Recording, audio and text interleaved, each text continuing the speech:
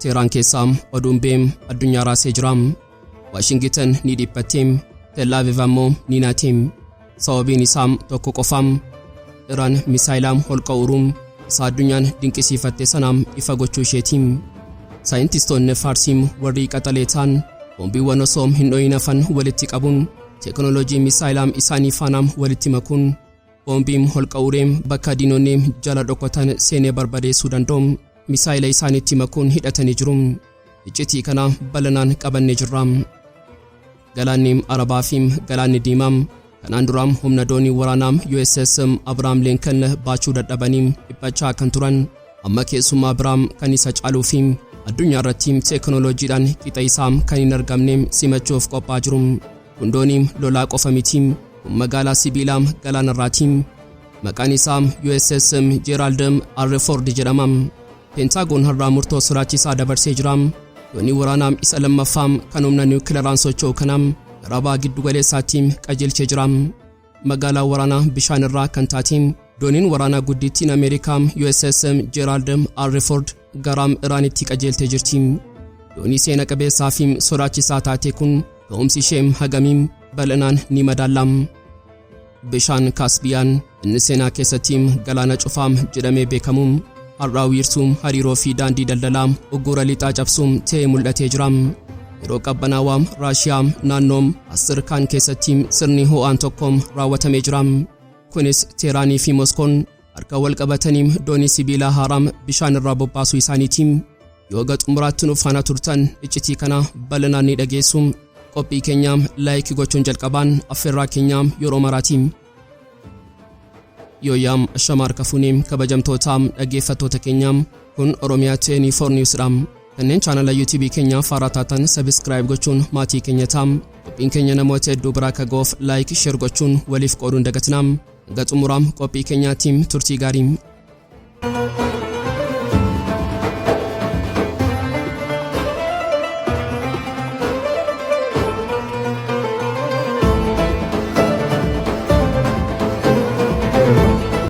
Teeraan irraa fuula nagaam uffattee mul'attu malee lafa jala garuu ichisa injifannoo saayinsii guddaa tokko dhageessisaa jirti.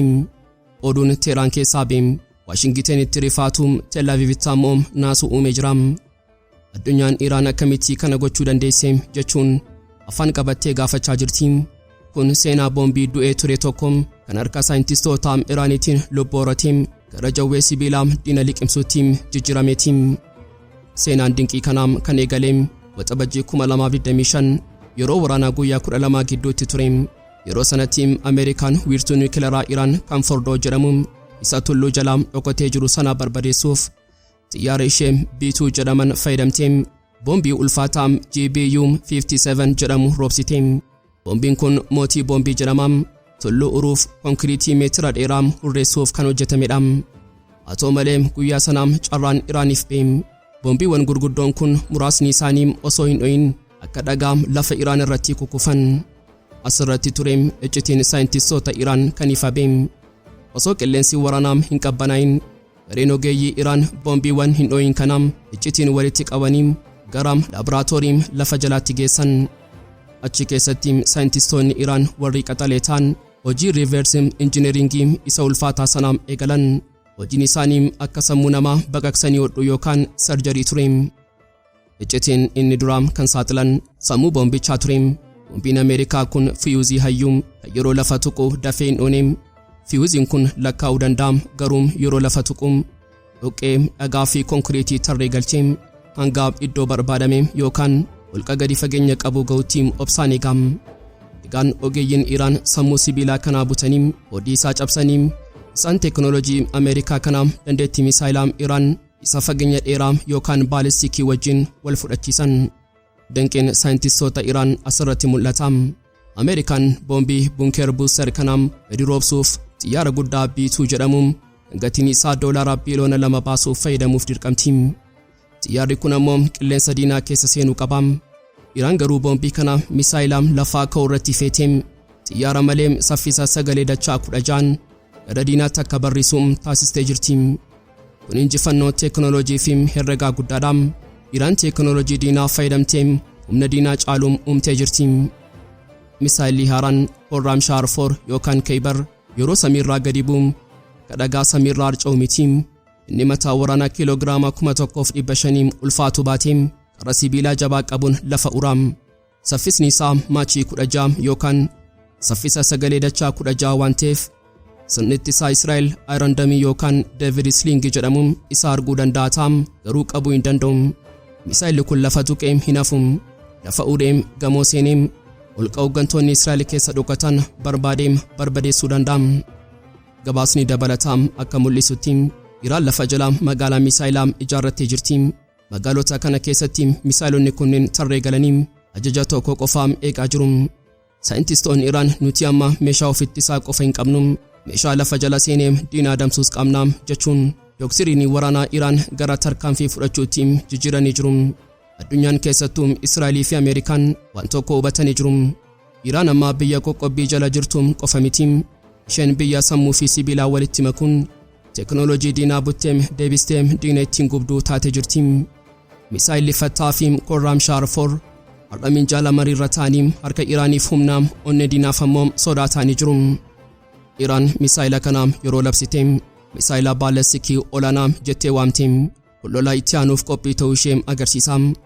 Israa'elii fi Ameerikaan kanaan dura Iraan humna lafa jalaa hin qabdu jedhanii yaadu turan. Amma garuu Iraan teeknooloojii Ameerikaa fayyadamtee Ameerikaa sodaachisaa jirti. Gabaasni Fars News Agency akka mul'isutti Iraan lafa jalaa magaalaa misaayilaa ijaaraa jirti. Magaalaan kun waraana dhufuuf kan qophaa'e yoo ta'u misaayilota akka Keybar 1000 keessatti kuufatteetti. Addunyaan dinqii Iraan kanaan afaan qabattee jirti. Iraan boombii diinaa gara humna mataa isheetti jijjiirtee seenaa waraanaa bifa haaraan barreessitee jirti. Oromia shaar 4 amma minjaala marii fi dirree lolaa irratti kaardii injifannoo Iraan ta'ee jira. Galaanni Arabaa fi Galaanni Diimaa kanaan dura humna doonii waraanaa USS Abrahaam Lincoln baachuu dadhabanii dhiphachaa turan. Amma keessummaa Abrahaam kan isa caaluu fi addunyaa irratti teeknooloojiidhaan qixa isaa kan hin argamne simachuuf qophaa jiru. Doonii lolaa qofa miti kun magaalaa sibiilaa galaana irraati. Maqaan isaa USS Gerald R jedhama. Pentaagoon irraa murtoo sodaachisaa dabarsee jira. Doonii waraanaa isaa lammaffaa kan humna niwukileeraan socho'u kana gara baha giddu galeessaatti qajeelchee jira. Pirezidaantiin Tiraamp namni tapha siyaasaa akka daldalaatti ilaalu sun har'a kadhaa fi doorsisaa walitti makee jira. Gaazexeessootaaf yeroo ibsa kennu yoo nagaan walii galee dooniin kun ni deebi'a, yoo Iraan didde garuu dooniin kun ni barbaachisa jedhe. Dooniin Gerald R kun lafa nagaarraa hin dhufne galaana Kaaribiyaan keessaa bakka duula Tiraamp geggeessan pirezidaantii Venezuelaa Nicolas Maduro itti qaban irraa injifannoo fi onnee horatee gara Iraanitti qajeele. Kun Iraaniif ergaa ifaadha. Maduro qabneerraa itti aanee isin bira jirra. Amma galaanni baha giddu galeessaa afaan dooniiwwan gurguddoo lamaan giddu galee jira. Gama tokkoon USS Abrahaam Lincoln inni kanaan dura Iraanitti dhiyaatee diroonii ishee kuffisee fi galaana indiirra qubatee, gama kaaniin ammoo USS Gerald R inni haaraan dhufee Tiraamp wal faana ta'uu humnoota kanaa tuuta doonii yookaan armaadaa jedhee waamee jira. Armaadaan kun xiyyaarota waraanaa dhibbaan lakkaa'aman misaayilota fageenya dheeraa fi loltoota 1000 qabatee jira. Tiraamp akka jedhutti humni kun sagantaa niwukileeraa fi misaayila Iraan daqiiqaa muraasa keessatti daaraa gochuuf gaadha. Haa ta'u malee Tiraamp ammallee karaa nagaa cufuu hin barbaanne. Iraan waliigaltee barbaaddii jedhee yaada. Sababiin isaa bu'aa waliigaltee dhabuu sirriitti beekuu jechuun Tiraamp abdii marii ibsee jira. Torban darbe keessaa ergamaan Tiraamp Jared Kushnerii fi Steve Witkoff gara doonii Lincoln dhaqanii haala mijeessanii jiru. Mariin Oomaan keessatti jalqabame sun magaadduu xiyyaarota waraanaa kana jala jira. Tiraamp Netanyaahuu wajjin yeroo wal argu ji'a dhufu keessatti waliigaltee nan barbaada jedhee ture. Tiraamp Iraanin jilbeenfachiisuuf tarsiimoo dhiibbaa olaanaa fayyadamaa jira. Dooniin Gerald R galaana sana kutee yeroo dhaabbatu Iraan misaayila ishee fattaa fi Oromia shaar qabattee eeggatti. Galaanni Arabaa fi baha giddu galeessaa yeroo ammaa kana bishaan qofa osoo hin taane sibiilaa fi dhiphinaan guutamanii jiru. Addunyaan hundi ija ishee gara wiirtuu dhiigaa fi boba'aa kanaatti erga deebistee bubbulee jira. Har'a wanti lafarra jiruu fi bishaan irra jiru saatiin xumuraa dhiyaachuu isaa kan akeekudha. Washington humna waraanaa ishee isa sodaachisaa kan seenaa dhiyoo keessatti mul'anne gara ulaa Iraanitti ooftee jirti. Pirezidaant Doonaald Tiraamp tarsiimoo nagaa karaa humnaa jedhu qabatanii tapha siyaasaa fi waraanaa wal makaa taphachaa jiru. Gama tokkoon waliigaltee uumuu barbaannaa Iraan nagaa haa buusu jedhu. Gama biraatiin ammoo doonii waraanaa isa guddichaa ergeera. Yoo diddan kan lammaffaas nan ergaa jechuun ulee sodaachisaa tullurra kaa'u. Mee humnaa gilchaa sibiilaa Iraaniin marsee jiru kanaam haa ilaallu. Gabaasni New York Times saaxiletti qophiin kun qophii shaakalaa miti. Xiyyaarri waraanaa F-50E Strike Eagles jedhaman 12 ol dabalataan gara naannoo kanaatti ergamanii jiru. Kuni xiyyaara qofa miti, ergamoota addu'aati. Kanuma waliin xiyyaaronni B2 kanneen ija raadarii jalaa dhokatanii fi B1 Lancer yeroo gabaabaa keessatti Iraan keessa seenanii wiirtuuwwan nuukileeraa fi warshaalee misaayilaa barbadeessuuf qophii xumuratanii ajajaa eegaa jiru. Humnoonni koomaandoo Ameerikaa bakka murteessaa qabatanii jiru. Galaana irratti ammoo dooniin guddittiin USS Abraham Lincoln kophaa ishee hin dhufne. Isheen magaalaa bishaan irraati. Xiyyaarota F-35 fi F-80 baattee naannofti. Naannawaa ishee ammoo dooniiwwan Destroyer jedhaman sadiitu tiksa. Ulaa Hormuz bakka qubannoo Iraan teessanaa Ameerikaan dooniiwwan Destroyer lamaan cuftee jirti. Galaana Faarsii keessaa dooniiwwan sadii, Galaana Diimaa keessa tokko akkasumas ba'a Galaana Meeditiraaniyaanii yookaan Israa'el cinaa dooniiwwan lama dhaabbatanii jiru. Wanti kana caalaa sodaachisaan ammoo dooniiwwan lafa jalaa niwukileeraa lama bakki isaanii hin beekamne bishaan jalaa ija arbaa fakkaatanii Iraaniin hordofaa jiru. Haala kanaan Iraan kallattii hundaan kaabaan kibbaan ba'aa fi lixaan kiyyoo sibiilaa keessaa galtee jirti. Garuu gamaagamni siyaasaa Teeraanii fi Washington gidduu jiru akkuma qilleensaa fi bishaanii wal didaa. Teeraanitti Profeesar Hussein Roivaraan kun hundi waca miidiyaati. Ameerikaan nu sodaachistee waan hin taane nu gochuu barbaaddi malee waraana hin bantu jedhu. Seenaa waraanaa Iraaq 2003 yoo yaadanne haalli amma jiru kun mallattoo wal fakkaataa qaba. Yeroo sana Ameerikaan humna akkasii koofattee Saddam Hussein meeshaa haa hiikkatu jechuun dhumarratti waraana bantee. Har'a garuu Iraan Saddam miti, isheenis Hormuz qabdi, misaayilas qabdi. Dooniin Abrahaam Lincoln misaayilii Keebar ija keessaa wal ilaalaa jiru. Hurriin waraanaa abbaa giddu galeessaa uffisee jiru kun rooba nagaa roobsamoo ibidda waraanaa qabsiisaa addunyaan hafuura ishee qabattee eegaa jirti. Magaalaa bishaan irraa kan taate dooniin waraanaa guddittiin Ameerikaa USS Gerald R gara Iraanitti kan qajeelte doonii seena qabeessaa fi sodaachisaa taatedha. Dooniin kun doonii idilee miti, isheen mootii galaanaati. Dheerinni ishee meetira 337 yoo ta'u, ulfaatinni ishee toonii 100,000 olidha. Guddina isheetiin gamoo abbaa darbii 75 waliin walgitti. Humni ishee kan maddisiifamu riyaaktarii nuukileeraa lama yookaan A1B nuukileer riyaakteers irraati. Kana jechuun waggaa 20f bobaa malee addunyaarra naannoo dandeessi. Wanti ishee adda godhu teeknooloojii isheeti. Dooniin kun sirna elektiromagneetik aircraft launch system jedhamu fayyadamti. Dooniiwwan kanaan dura xiyyaara furguqisuuf siimii yookaan aara bishaanii fayyadamu turan. Isheen garuu humna magneetiitiin xiyyaara akka xiyyaarra kaameetti furguqisti. Kun saffisa dachaa dabala. Xiyyaarota baay'ee yeroo gabaabaa keessatti samii irratti bobbaasuuf gargaara. Irri ishee magaalaa xiyyaaraati. Xiyyaarota waraanaa 75 ol baattee deemti. Hojjettoonni ishee qofti namoota 4,500 ol ta'u. Isaan kun loltoota qofa miti, injineerota, ogeeyyii fayyaa fi ogeeyyii teeknooloojiiti. Dooniin kun yeroo deemtu kophaa ishee hin deemtu, garee Ford Strike Group jedhamtuun marfamtee deemti. Dooniiwwan Destroyerii fi Cruiserii jedhaman kanneen misaayila diinaa qilleensa keessatti kuffisan naannoo ishee waardiyyaa ta'anii dhaabbatu. Dooniin kun torbanoota dura Kaaribiyaan turte.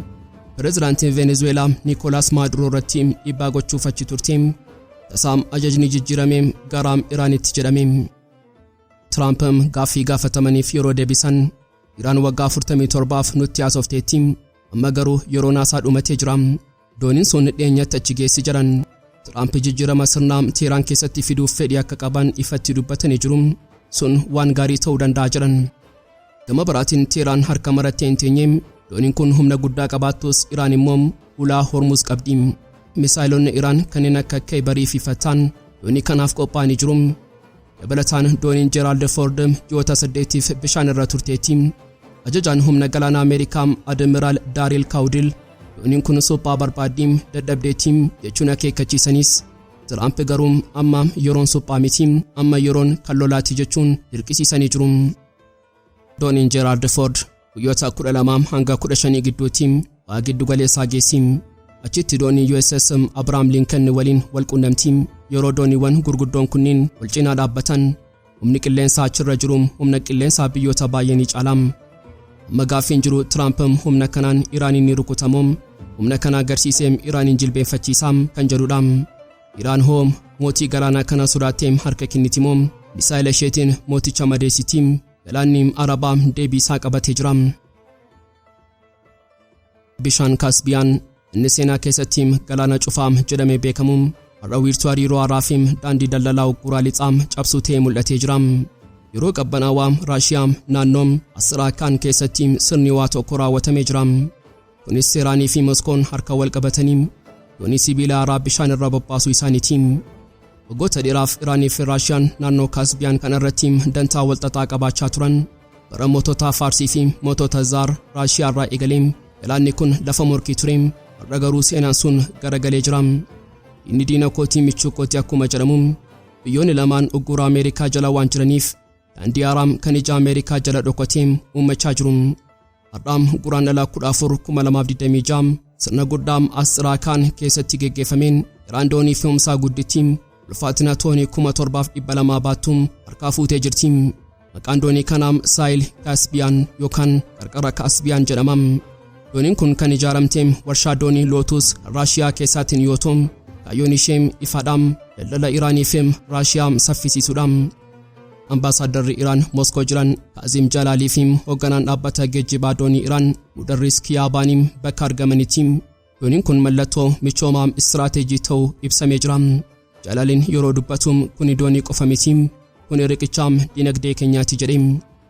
Yeroo haala siyaasaa ammaa ilaallu kibba Iraan galaana Arabaa fi ulaa Hormuz irratti dooniiwwan waraanaa Ameerikaa fi Israa'el qawwee qabatanii dhaabbatu. Daldalli karaa sanaa darbuun sodaa guddaa keessa jira.